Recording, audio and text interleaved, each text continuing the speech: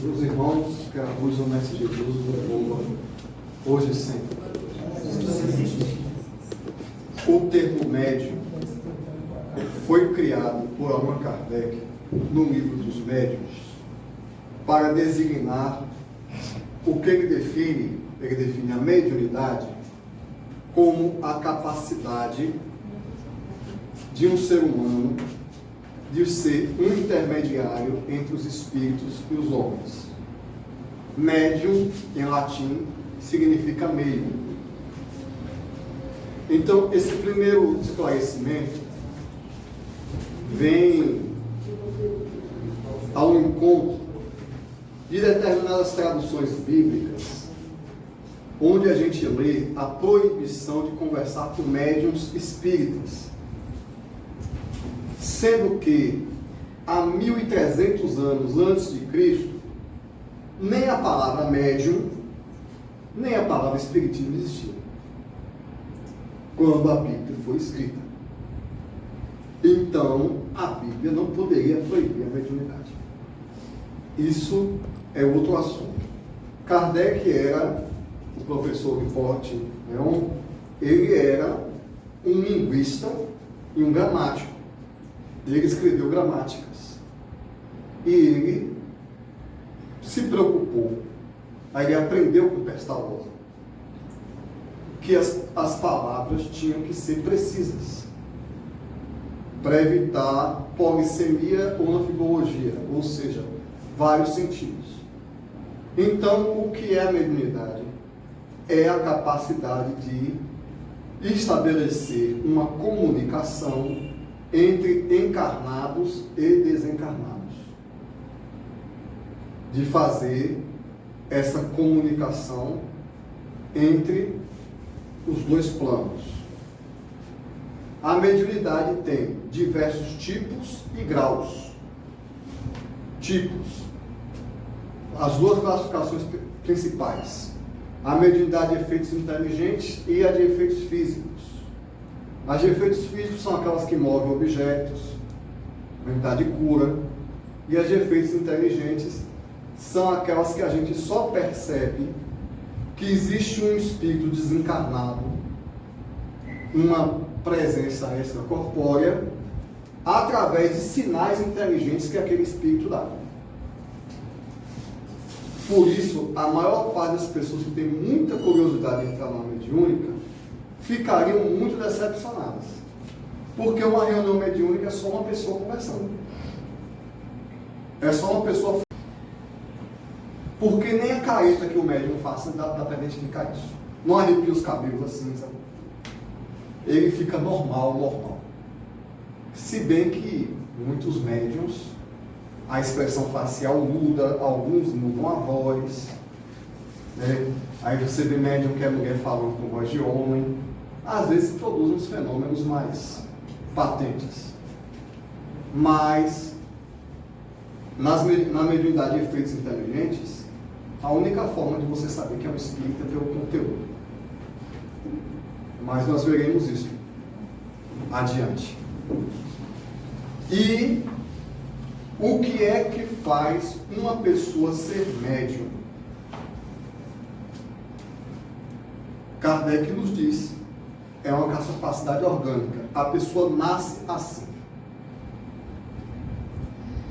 Olha, tem gordo e tem magro.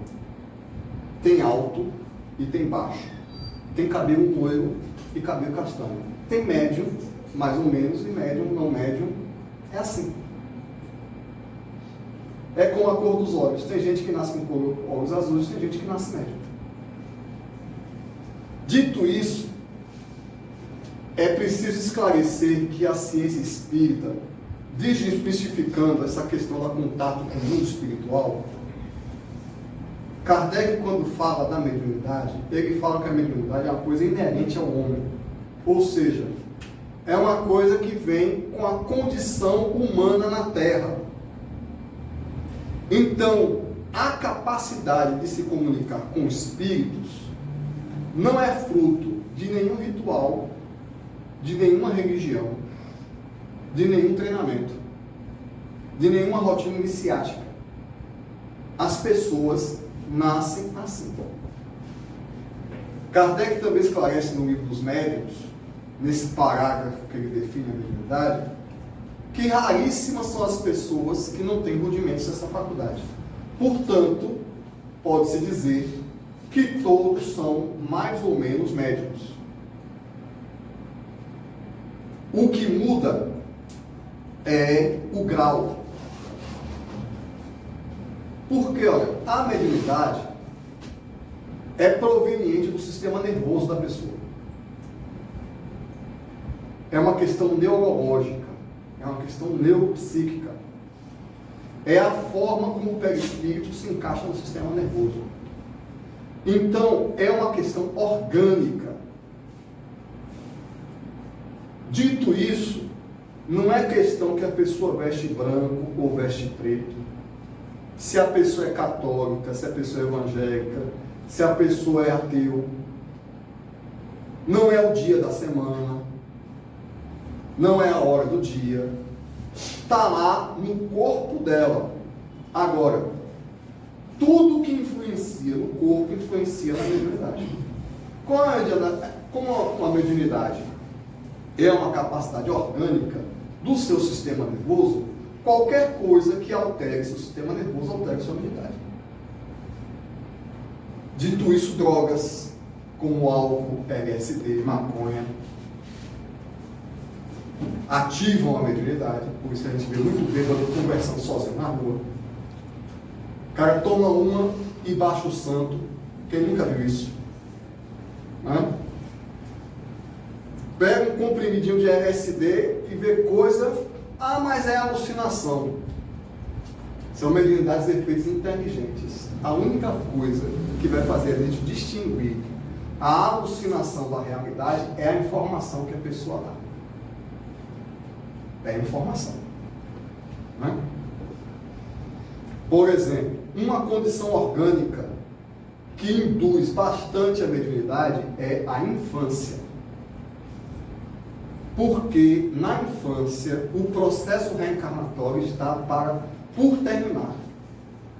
Enquanto o sistema nervoso não estiver completo, a primeira fase de completude do sistema nervoso, de formação do sistema nervoso central, tanto é que os meninos nascem com a moleira, né? Nem o osso da cabeça se dá por volta dos 7 anos de idade. Então, uma criança de 7 anos de idade é uma criança, é um espírito reencarnante que a reencarnação não completou. Ele não está encaixado no corpo. Por isso as crianças veem espírito a tudo que direito. Quase toda criança tem um amigo imaginário. Quase toda criança sabe quando você está mentindo. Toda criança tem percepção sensorial. Outro dia eu soube o caso de uma criança de 4 anos que foi apresentada a um homem e como criança, é criança, né? Ela virou na lata pro pai dele. Olha, esse cara não presta não, viu, meu pai? Falou inclusive na frente dele. Percepção extrasensorial. Por isso é uma ilusão muito grande, abrindo parênteses, um casal quebrar o pau dentro do quarto e achar que o filho de 1 ano de idade não sabe o que vai acontecer. Porque o filho de 1 ano de idade sabe tudo o que está acontecendo com a mãe dele. Ele não verbaliza, ele não tem condição de fazer nada, mas ele vê tudo. Sobretudo pela percepção extrasensorial e a mediunidade. Ah, não. Mas esse negócio é o amigo imaginário, porque criança tem muita imaginação. E aí nós lembramos da história de Divaldo, né? No amigo imaginário, quando ele tinha 7 anos, que ele tomou uma surra da mãe porque ele estava vendo a avó dele. Meninos mentirosos. Não, minha mãe, porque ela inclusive tem um broche na lapela, o vestido é tal de tal cor. Aí a mãe quase desmaia. Ou seja, é uma mediunidade de efeito inteligente. Você só comprova pelo conteúdo. Boa parte dos fenômenos mediúnicos a gente não tem como comprovar. Mas de vez em quando aparecem umas coisas. Os médiuns soltam umas coisas. Eu não estou dizendo que a criança não possa ter um amigo imaginário, que a criança não minta. que a alucinação não exista. Tudo isso existe. Na verdade, o tema é muito complexo. Porque o drogado, ele pode ver um monte de alucinação, ele pode ver um monte de espírito, e ele pode ver as duas coisas ao mesmo tempo. Né? Mas quem disse que a vida é fácil, né? Mas, quando ele vê algo muito patente, eu lembro do livro de Brian Weiss, Muitas Vidas, Muitos Mestres. E aí a mulher começou, o Brian Weiss, psiquiatra, materialista, tratando a paciente dele. A paciente começou a lembrar das encarnações passadas. Ele concluiu, é uma fantasia. Mas toda vez que ela lembra de uma encarnação, ela supera um trauma e ela melhora. Então deixa ela na viagem dela, né? Aí de repente, na fantasia da mulher, apareceu um mestre, um espírito. Olha, eu tenho um mestre. É outra fantasia. Olha que negócio interessante, né? Um mestre. E aí, mas o mestre estava fazendo ela ficar bem. Se a paciente está feliz, deixa, né? Aí de repente, a paciente disse, meu mestre quer falar com o senhor. Como é que é? Ele disse que não é para você ser tão rigoroso com o seu filho como você foi hoje de manhã. Aí a fantasia, que você às vezes relaxa com ele, e às vezes você não tem medida do seu filho. Aí a fantasia passa para outro patamar, né?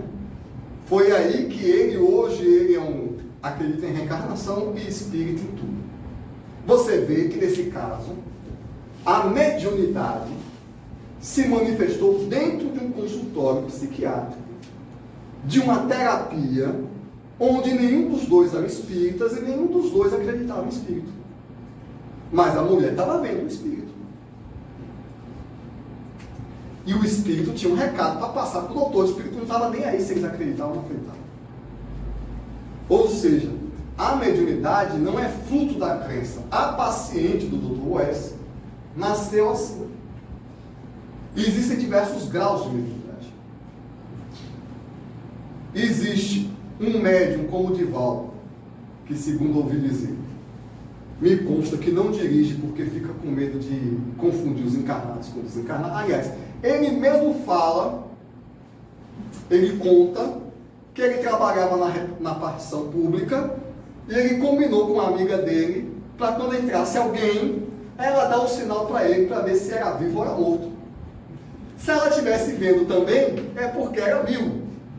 Se só ele estivesse vendo, é porque era desencarnado, porque sozinho ele não sabia distinguir uma coisa da outra. Ou seja, uma mediunidade num grau altíssimo. Por outro lado, tem alguns médiums que só vão dar passagem a um fenômeno mais autêntico, ou um fenômeno mais, a palavra certa é ostensivo, identificável, mediante uma magnetização, por exemplo. Por isso que o livro dos médiuns é um livro dos guias, evocadores e magnetizadores. Tem médiuns que a mediunidade dele só manifesta quando provocada, quando está no centro espírita. Tem outros médiuns, o magnetismo dos outros médiuns está lá, a pessoa dá um passe, toda uma ambiência, entra em transe, e aí a coisa acontece. Se não for provocado, não acontece. E tem outros médiuns que acontece sempre que toma cachaçinha e vê coisas que Deus duvida. Dizem que atrás do trio elétrico só vai quem já morreu. O que mais tem atrás do trio elétrico é morto. E o pessoal lá vê coisa, faz coisa que não está escrito. Aí manifesta aquela perturbação, aí você vê o homem virar bicho, você vê ele sair de si, ele conversar outras coisas, ele conversar, brigar com o inimigo imaginário. Tudo isso é mediunidade. Então, a mediunidade, primeiro, é orgânico, nasceu com a pessoa, por isso não adianta fazer uma trezena ajoelhada no meio, pedindo para deixar de ver espírito. Nasceu você com você. Se tu vê espírito, tu vê espírito. Se você ouve, você ouve. Eu conheço uma pessoa, uma médica, que foi diagnosticada com esquizofrenia. Ela tomou a medicação e continuou ouvindo os espíritos. Então, não tem reza que faça um médium deixar de ser médium, e não tem reza que faça quem não é médium deixar de ser médium. O que pode acontecer é um desenvolvimento da mediunidade. Né? É que nem quem nasceu com talento para futebol. Se você botar ele na escolinha de futebol, ele vai em frente. Se ele não for para a escolinha, não faz nada. Mas eu posso passar 10 anos na escolinha de futebol, não vai sair, não vai para lugar nenhum. Então, quando a pessoa nasce com potencial mediúnico, você bota ela na escolinha e ela desenvolve. Depois de alguns meses, alguns anos. Alguns, voltando, tem um grau tão intenso que desenvolve de tudo quanto é jeito. Ele está em casa e está manifestando espírito. Porque o grau da mediunidade é grande. Isso depende do caráter da religião, do que pensa a pessoa, não. A capacidade mediúnica não depende do caráter do médium, que não está relacionado. O médium pode ser um traficante, um mau elemento, um assassino, ele continua sendo médium. Ele continua vendo espíritos e se reunindo com os espíritos para planejar assalto a banco. E a pessoa que não for médium, ela pode ser santa, orar, e não vai acontecer nada. Eu ainda, em estado de vigília, eu ainda nunca vi um espírito. Mas sonhando eu vejo. Porque o meu tipo de mediunidade é intuitivo ou onírico. Isso foi determinado na minha programação reencarnatória. Quando a gente reencarna, a gente recebe uma missão e recebe a faculdade mediúnica para exercer aquela missão. Aí você recebe o tipo e o grau. Então, o caráter da pessoa não aumenta ou diminui a mediunidade. O treino pode aumentar. E os maus hábitos podem bloquear. Pode haver um bloqueio, uma falta de exercício, porque a pessoa está tão perturbada que ela nem percebe. A maior parte dos obsediados nem percebe que está obsediado. Então, a mediunidade está toda desordenada. Mas o que o caráter da pessoa determina? O caráter da pessoa determina o tipo de espírito que se manifesta através dela. O caráter da pessoa, as crenças da pessoa, não determinam o tipo de mediunidade ou o grau de mediunidade que ela tem. Determinam o tipo de espírito que se comunica através dela. Por imperativo de uma lei, que Kardec não usou essa palavra, porque essa ciência do eletromagnetismo ainda estava surgindo, a lei de sintonia. Eu me lembro aqui de duas obras, uma é mais fácil de encontrar nos domínios da mediunidade de André Luiz, ou o mecanismo da mediunidade, essas duas obras, vocês vão encontrar André Luiz explicando a percepção, as ondas. Outra mais rara, que é fantástica, mas a família de Pastorino não permite editar, mas vocês encontram em PDF, Técnicas da Mediunidade.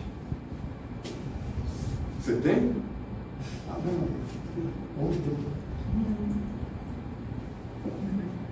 Bem, conforme André Luiz e Pastorino nos explicam, para a gente entender a sintonia e a mediunidade hoje, a gente tem que ter o mínimo de formação científica. Né? Pastorino, inclusive, estuda todos os chakras, a sintonia de cada chakra. A gente tem que entender, basicamente, espírita tem que estudar. Se for para... A diferença entre mediunismo e espiritismo é a técnica. Para manifestar espírito, você não tem que saber nada. Os espíritos estão se manifestando aí no meio da rua. Mas para praticar a mediunidade cristã com finalidades evolutivas e produtivas, você tem que saber o que está fazendo. Então, vamos distinguir entre mediunismo e espiritismo. A diferença entre mediunismo e espiritismo é o método. Médium e espírito se comunicam em tudo quanto é canto. Se comunica na igreja evangélica, na igreja católica, no terreiro, no bar, no bloco de afoxé, no meio da rua, nos hospícios, nos hospitais. Onde houver um homem, haverá um médium. E haverá espírito aprontando. Isso é mediunismo. Espiritismo é método. No espiritismo, você quer obter algo daquela mediunidade. Você quer obter, primeiro, uma comprovação experimental da sobrevivência do espírito. Você quer obter o desenvolvimento espiritual do médium e da equipe e quer ajudar os desencarnados. Né? Esclarece a que serve a mediunidade. Com Jesus, a mediunidade espírita, para esclarecimento e para caridade. Então, precisa de método. Para se aplicar o método espírita, a gente tem que estudar. Então, o espírita, ele sabe que tem um sistema nervoso central, que tem os plexos, mas, sobretudo, que os espíritos, nos diferentes tipos de mediunidade, os espíritos atingem determinadas regiões do sistema nervoso. É por isso que existem médiuns intuitivos, semi-intuitivos e médiuns mecânicos. E, sobretudo, é essencial um entendimento da sintonia. Por isso, o espírita, e os livros espíritas estão aí, desde Kardec, que fala das leis dos fluidos e do magnetismo, o espírita tem que entender de percepção e de ondas. O que é uma onda? Uma onda é uma vibração, uma alteração que carrega energia num meio. Né? As ondas mais visíveis para a gente no nosso dia a dia são as ondas de água no mar. Por quê? Porque alguma coisa agitou o mar e gerou as ondas. Que o que a gente vê no mar é só a crista da onda. Ela está lá por baixo fazendo isso aqui, ó. E está se propagando. Quando a maré, quando você diz que o mar está calmo, é porque as ondas estão longas. Quando as ondas ficam mais curtas, elas ficam mais violentas. Então, a primeira demonstração da natureza que a gente vê assim, patente, para entender o que é uma onda, é na água. A onda é a propagação de energia num determinado meio. O segundo tipo de onda, que a gente não vê, mas que a gente pratica, usa o tempo inteiro, é o som. O som é a propagação da onda no ar. Você bate nessa mesa e o ar se agita e propaga essa agitação em forma de onda. Ou você fala, né? Imprime uma força no ar pelo seu pulmão e essa força propaga em forma de onda. As ondas têm amplitude e frequência. Quanto maior a amplitude de uma onda, menor a frequência. Quando as ondas têm amplitude mais curta, a frequência é mais alta. Então, quando eu falo grosso assim, dando uma de macho assim, eu estou falando uma onda mais longa. Falsete eu não sei fazer não.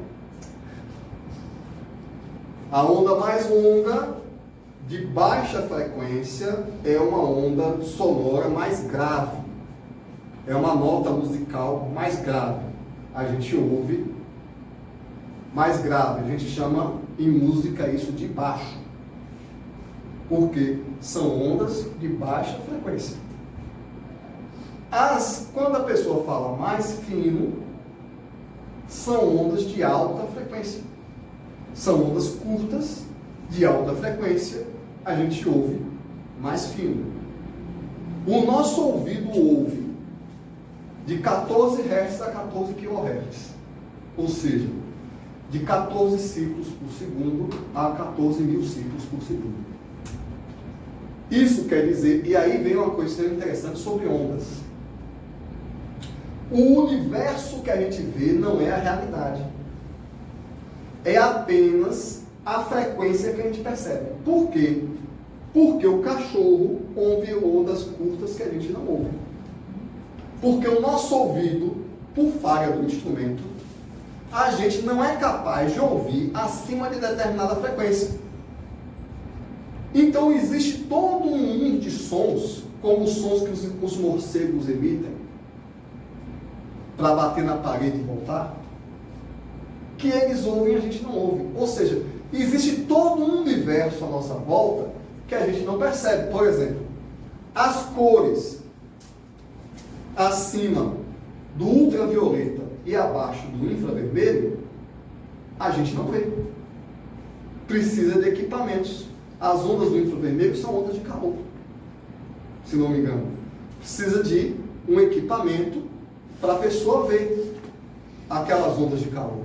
Então, existe todo um universo à nossa volta que a gente não ouve, não enxerga, por falta de percepção do ser humano.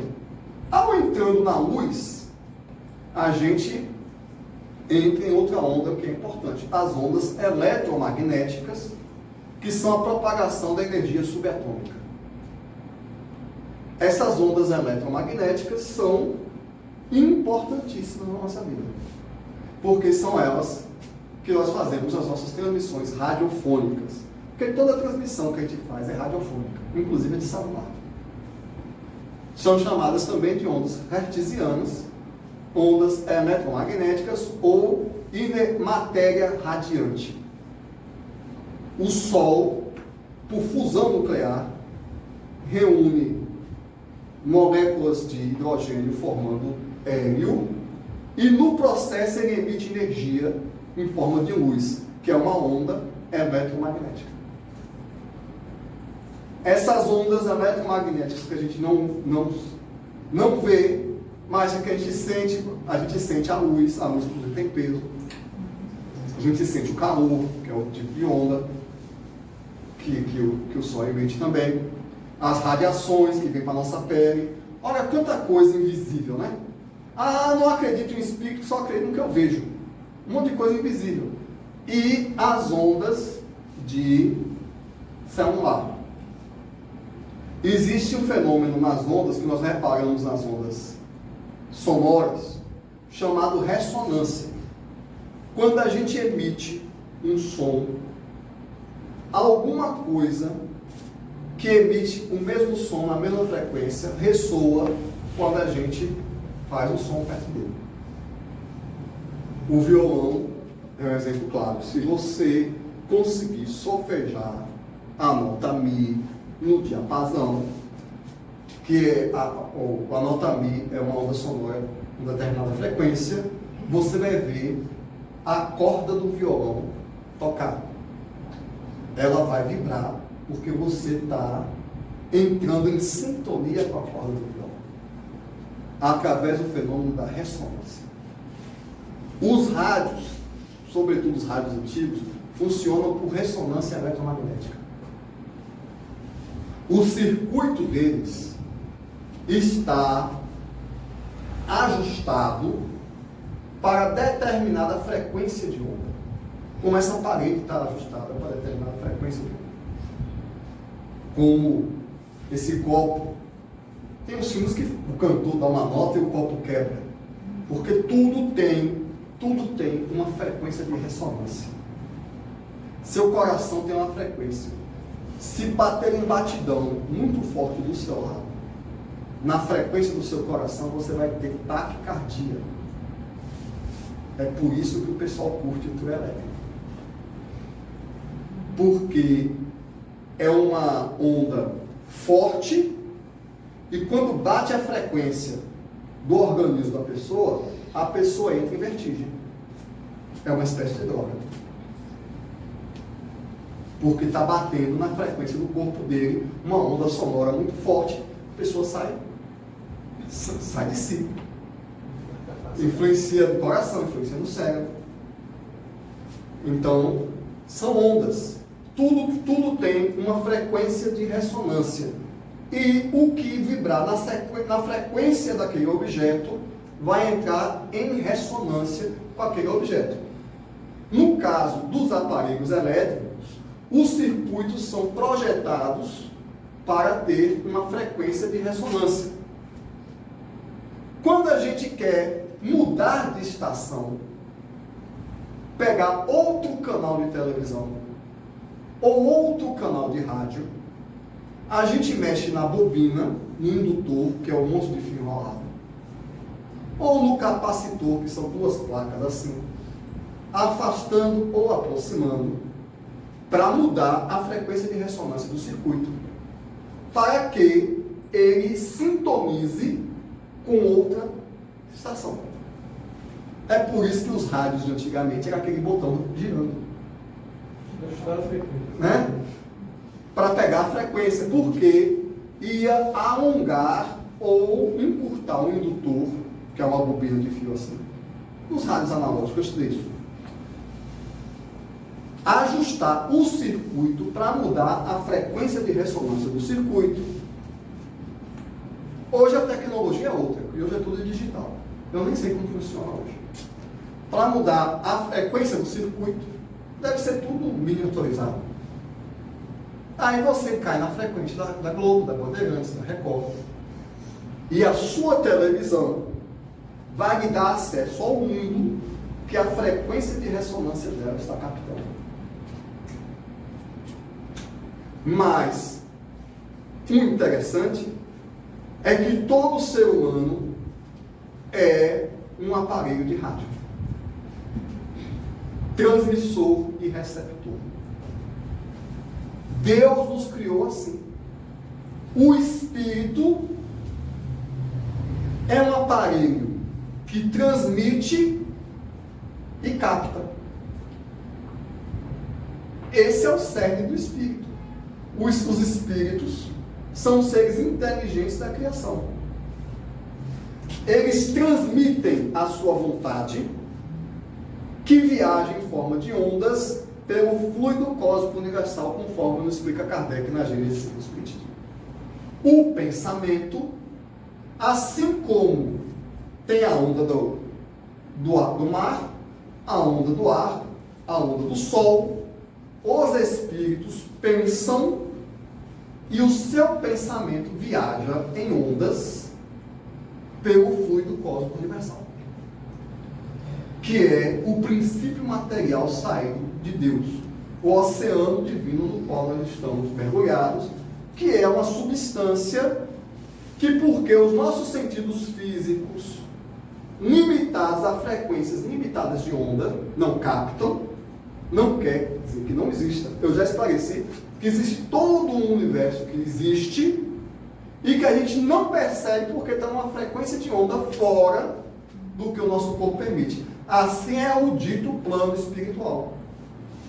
Porque, na verdade, o que nós chamamos de plano espiritual é um plano material de uma matéria que o nosso corpo não percebe. Mas o plano espiritual é material. Tanto é que tem casa. Só que a gente não percebe. Quando Kardec afirma que todos os planetas do universo são habitados, os corpos dos cidadãos de Júpiter e de Saturno, eles estão numa frequência vibratória que o nosso satélite não capta. Ou alguns dirão em outra dimensão. Então, os espíritos emitem ondas de pensamento pelo fundo cósmico universal. E captam e recebem a resposta em ondas de pensamento. Então, o que é um espírito? Nós somos um ser autoconsciente que atuamos no universo e recebemos a resposta do universo. Como diz João, o princípio é o verbo, ou seja, o logos, o pensamento. Que na verdade, pastorinho, sabedoria do Evangelho, da outra interpretação, né? O princípio divino, o verbo divino, o pensamento, o logos, do grego, o pensamento.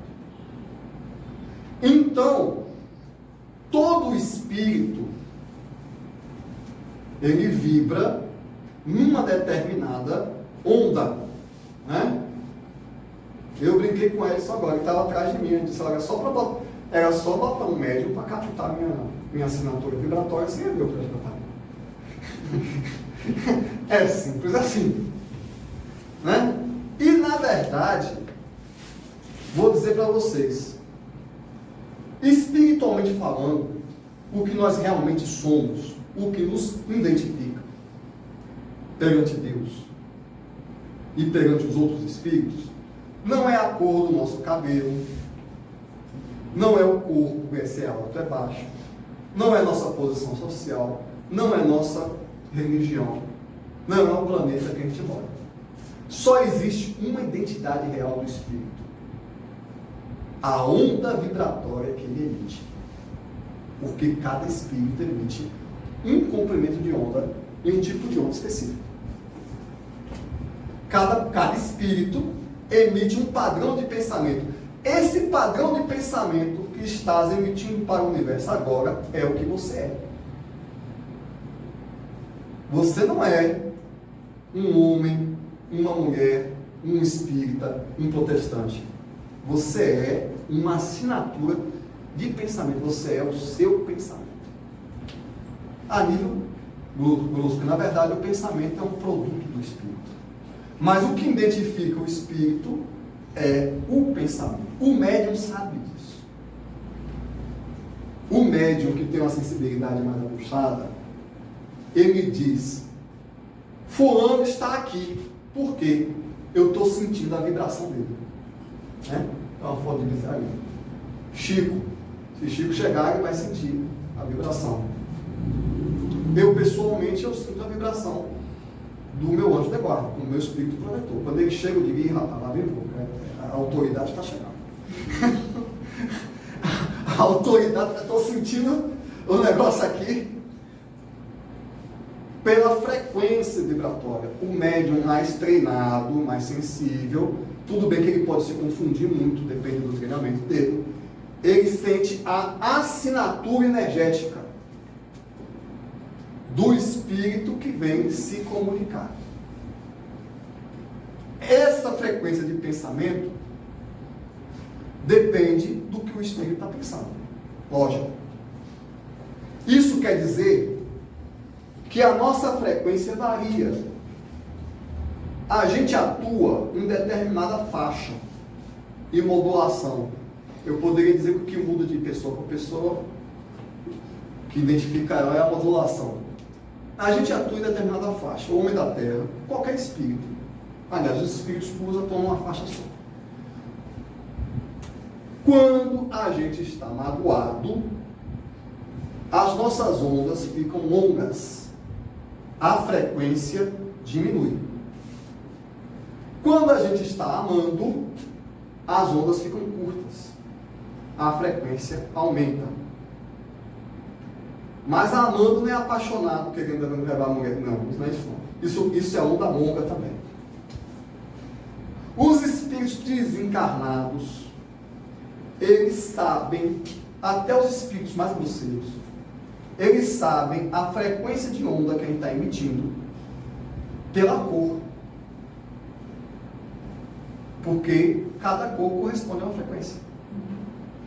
Então, o cara apaixonado, cheio de apetite sexual, ele emite ondas vermelhas.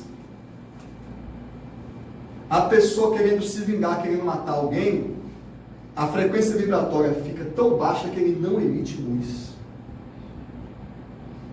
A pessoa com raiva é uma onda vermelha. A pessoa que está num sentimento mais elevado, a onda vai para o dourado, e se for um espírito mais puro, para o azul.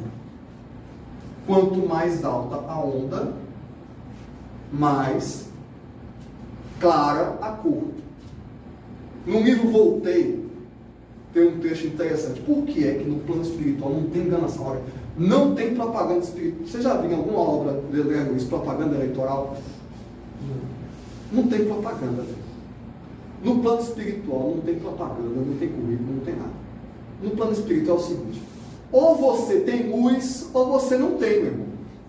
E se você não tiver luz, não adianta argumentar, não.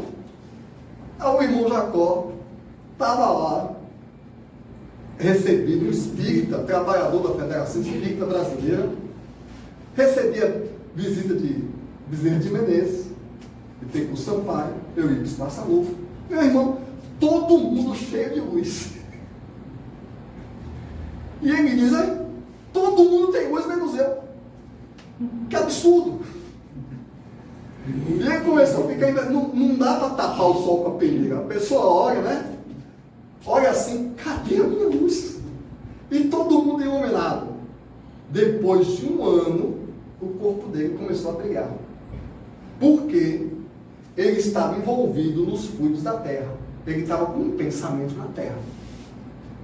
Precisou dele rever algumas coisas, avaliar a encarnação dele, fazer algumas orações, e para que a luz dele brilhasse. Para a gente ver como o padrão de pensamento é uma coisa séria. Eu estava lendo recentemente André Luiz. Eu não sei se foi nos livros Mensageiros. André Luiz só andava com o espírito iluminado. E ele, na tranquilidade dele, tranquilidade não, conformado com a insignificância dele, luz zero. Ele viu o pessoal orar, receber a luz e tal. Aí, neste livro, ele estava com um companheiro dele. Aí o mentor disse: olha, vocês precisam agora aprender a voltar. Está na hora. Já tinha passado 8 anos no umbral, já tinha passado alguns anos em Monsolar, já tinha trabalhado um bocado, muita oração, muito trabalho, muita caridade, muito estudo, muita dor, muito aprendizado de humildade. Ele já tinha abandonado completamente a vaidade humana, estava ali até a curiosidade de saber o problema dos outros. De repente, ele despretensiosamente, ele ora para conseguir voltar junto com o mentor dele. E qual não é a surpresa quando ele percebe o corpo dele ficar iluminado? E ele e o companheiro dele ficaram tão emocionados porque o corpo dele estava emitindo luz, que o mentor teve que parar e esperar eles passarem alguns minutos rendendo glórias a Deus, ao Senhor, em oração, em prantos, porque eles estavam emitindo luz. Eu estou falando André Luiz, depois de anos de estudo, trabalho, sacrifício, renúncia e sofrimento do plano espiritual. Mas não, nós espíritas, nós somos iluminados porque a gente lê o Evangelho sobre o Espiritismo. Né? Aí frequenta o centro espírita de vez em quando, sai do centro todo iluminado. Então, cada um, é por isso que os santos são, porque aqui é o chakra coronário, é o chakra que mais emite luz, então os anjos e os santos são retratados com uma auréola na cabeça. Dito isso, o que é que vai acontecer no mecanismo mediúnico? Se você é um radinho que tem uma frequência de ressonância, que emite determinada onda de pensamento, adivinha qual tipo de espírito vai se comunicar com você? Espíritos tão miseráveis quanto tu. Porque eles precisam fazer a sintonia. A gente atrai pessoas encarnadas e desencarnadas que pensam como a gente. e a gente até se sente confortável com elas. É a lei de sintonia. Voltando, a capacidade de ver espíritos ou não é uma capacidade orgânica. Nasceu com a pessoa. Ela tem pouca influência sobre isso. O que é que a pessoa pode influenciar? O tipo de espírito que ela vê. Se ela está sintonizada com o Satanás, ela só vê o Satanás. Se ela está sintonizada com os anjos, ela vê os anjos. Porque cada ser humano é uma estação transmissora e receptora que funciona em determinado canal. Então, os espíritos que aquele médium vai ter acesso são os espíritos do canal dele.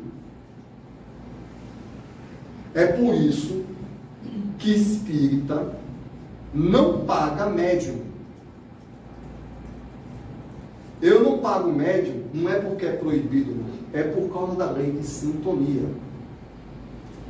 O médium que recebe dinheiro, ele está sintonizado com os interesses materiais. Meu mentor dificilmente vai se comunicar por ele. Agora, meu obsessor com certeza vai aparecer. E vai aparecer com pele de cordeiro, dizendo que é o mentor. E o obsessor vai dizer assim: eu sei onde você estava semana passada, você estava falando isso, não foi? Foi mesmo, você sabe das coisas. Claro que sabe, eu sou obsessor, acompanho você. E aí vai começar a dar os conselhos. Por isso que euzinho jamais vou consultar um médium que cobre dinheiro. Porque eu não vou acreditar nos espíritos. Porque o canal de sintonia daquele médium está a serviço dos interesses materiais. Sem cobrar dinheiro, eu já fico desconfiado, eu já quero saber do proceder moral do médium, da humildade. Né? Se for um médium que estiver no bar, eu já fico... Que tipo de espírito vai me assessorar através do médium que anda no bar? Espírito pingunço. O espírito pingunço não está dando conta da vida dele, vai dar conta da minha. É a lei de sintonia. A lei de sintonia. Aquela que funciona quando a gente recebe uma ligação de celular. Aquela que funciona quando a gente liga num canal de televisão. Você pode ligar domingo. Tem gente que vai ligar no canal da UFC. Vai ficar vendo gente ser espancada o dia todo. É a sua sintonia. Tem outro que vai assistir um filme, uma palestra espírita. É a lei de sintonia. Logicamente que se você tiver nos filmes da pancadaria, os espíritos que vão lhe fazer companhia são os espíritos da pancadaria. Por pensamento, a gente atrai as nossas companhias. Como para o espírito não existe tempo e espaço, então, quando a gente está numa faixa de sintonia, a gente atrai espíritos do universo inteiro que estão naquela faixa. E pensa com eles numa egrégora. É por isso que os espíritos superiores falam um pelos outros. Agora, um espírito que está numa sintonia superior, que tem uma energia superior, ele pode se rebaixar até o inferior. Ele pode reduzir a frequência vibratória dele para se comunicar com quem tem frequência menor que ele. Então, um caso fantástico que eu vi sobre ele, que eu conheço sobre isso, é do livro Renúncia. Alcione morava num planeta que tinha 3 sóis. Eu não vou nem perder tempo descrevendo a cidade de Alcione, que a gente não entende mesmo. Que diz que tem cores que a gente nem conhece. E ela estava indo para uma expedição em outra estrela, em Sirius. Mas ela pediu autorização para o mentor dela. Aí ela foi. Tinha um grupo de clérigos cheio de culpa no cartório, num plano do umbral, no meio das trevas. E Emmanuel relata que uma estrela cadente desceu do céu. E de repente a estrela cadente se manifestou no meio daquele grupo de religiosos, na forma de uma bela mulher que ninguém enxergou. Só que quando ela ficou no meio deles, eles estavam muito pessimistas, eles começaram a tomar alento. Eles começaram a ficar mais otimistas, a terem mais coragem e tal. E se dispersaram, e ela observando tudo. Aí ficou o Pollux. Pollux começou a chorar porque ele tinha que reencarnar, pagar os pecados dele. E ele perguntou, será que Alcione lembra que eu existo? Aí Emmanuel relata, Alcione fez um esforço, baixou a vibração dela, materializou o corpo espiritual dela, baixou o nível de pensamento dela. Aí o Pollux, o homem, você aqui? Entendeu? O que acontece frequentemente? O nosso anjo da guarda, o nosso espírito protetor está lá do nosso lado, mas ele não consegue falar porque ele está pensando na morte da bezerra, ou no cachorro da vizinha que está latindo demais. Ou pior que isso, está pensando em esganar o cunhado fofoqueiro. E aí, o espírito protetor não acontece. Não. É famosa a história de Chico Xavier. Quando ele amava um cachorrinho e a vizinha matou um cachorrinho dele. Chico apareceu na mediúnica e Emmanuel disse, não dá não vou conseguir fazer nada através de você. Não tem sintonia. Quando não tem sintonia, não tem. E olha que Emmanuel força a situação. É a coisa que a gente vai explicar. E agora, Emmanuel, rapaz, é o seguinte, você vai ter que procurar saber o que é que a sua vizinha mais deseja e dar de presente para ela. Ela quer uma máquina de costura, mas é muito cara, divide em 12 vezes. Aí Chico, semana seguinte, com a máquina de costura da vizinha que matou o cachorro dela devidamente parcelada nas Casas Bahia, aí a mediúnica foi. Porque na estação que Chico estava vibrando, e era Chico, viu? E era Chico, mas ele estava magoado. Na estação que ele estava vibrando, não dava para fazer nada. Mas o fenômeno é facilitado porque, Carlos Torres Pastorinho nos explica, acontece uma coisa chamada de batimento de vibrações. Então, o nosso espírito protetor, ou o mentor da casa, por que é importante ser espírita? Ser 100% espírita, a energia do centro é uma sintonia bem superior à da sua casa. O que você sintonizando com a energia do centro, você já eleva seu pensamento um pouquinho. Aí você se concentra e reza para todos os santos, pelo amor de Deus, para conseguir fazer alguma coisa. Aí eleva o pensamento mais um pouquinho. Chega o mentor, abaixa a energia dele, abaixa a frequência vibratória dele, dá energia para o médium e faz uma coisa chamada compensação vibratória. Reúne o potencial energético dos dois espíritos, soma e divide. Então, se o seu mentor vibra 1000 e você vibra 500, quando ele te envolve, soma 1500 e o sinal está em 750. Aí ele consegue fazer alguma coisa porque ele está se esforçando para, literalmente, carregando o médium nos ombros. O fenômeno não é perfeito, a comunicação não é perfeita, pode ter algumas falhas, mas a comunicação acontece. Esse é o trabalho que os mentores espirituais fazem com a gente todo dia. E a gente bate no peito para dizer que a gente é trabalhador espírita, que a gente está trabalhando. A gente mais dá trabalho do que trabalha.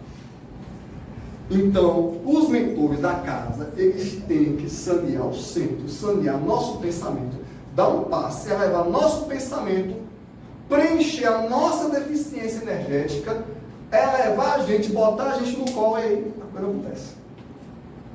O mentor consegue se comunicar porque ele faz a compensação vibratória. Então o médium, na reunião mediúnica, ele não está no estado normal dele. Ele está numa sintonia superior, porque ele foi ajudado.